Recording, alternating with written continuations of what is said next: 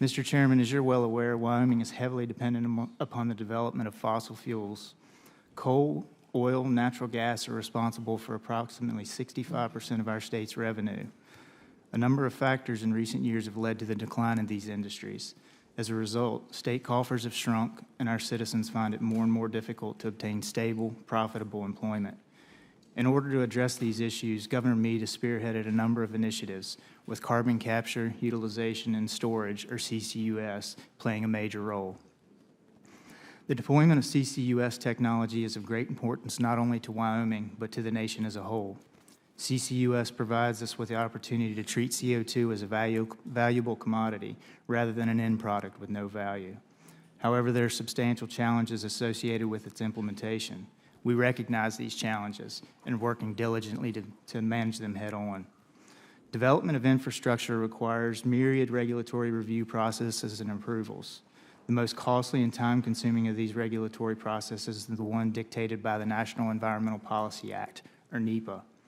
NEPA analysis historically were completed in relatively short time frames and at acceptable cost. Unfortunately, in recent years, they've evolved in such a way that they may now take upwards of a decade and tens of millions of dollars to complete. From a project proponent's perspective, this drawn-out process creates a number of problems, which I've illustrated in my written testimony. So I'm not here this morning to suggest that NEPA be abolished or even significantly amended.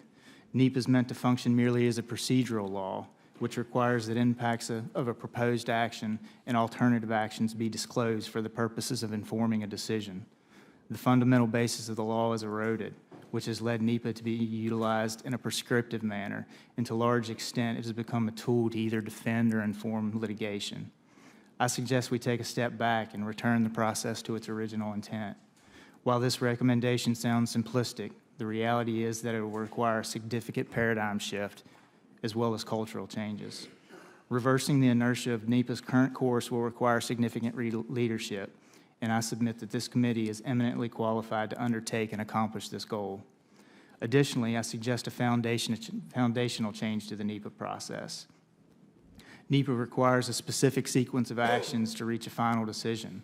It's been my experience that far too many resources are devoted to these formal steps, and not nearly enough work is done on the front end of these projects in order to build a strong base.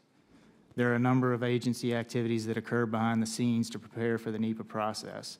Unfortunately, federal agencies don't effectively reach out to other entities that are oftentimes much more knowledgeable and may have far greater insight into potential constraints that inevitably lead to delays.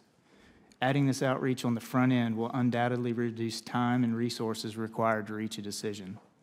In Wyoming, we're actively developing a project that exemplifies this effort to build a strong foundation in order to minimize future analysis requirements. We call it the Wyoming Pipeline Corridor Initiative, or WPCI. WPCI is a sound strategy to streamline the NEPA process for pipeline infrastructure without compromising the integrity of the Act or its processes. While developing this project proposal, we've coordinated with industry, local, state, and federal agencies, non-governmental organizations, individuals that have intimate knowledge of the lands within our borders, and other authorities with experience in the CO2 EOR industry. One of the primary purposes of the pipeline network is to connect oil fields suitable for EOR with CO2 sources. Once we complete our EIS and the authorization is approved, companies will be able to build their infrastructure within the corridors in reduced time and at reduced cost, as we will have already dedicated state resources to completing the bulk of the NEPA analysis. I've provided a thorough description of the WPCI and all of its benefits in my written testimony, but to highlight just a few, WPCI will spur the development of up to 1.8 billion barrels of oil while potentially storing 20 trillion cubic feet of CO2. WPCI will provide a large number of jobs for those building, maintaining, and operating pipelines and EOR fields.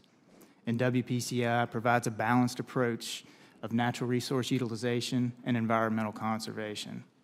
We currently are anxiously awaiting the approval from BLM to begin our NEPA process, and once finalized, WPCI can serve as a model that could be followed by any states interested in streamlining the NEPA work. Once again, I appreciate the opportunity to present this testimony today, and I'll be happy to answer any questions.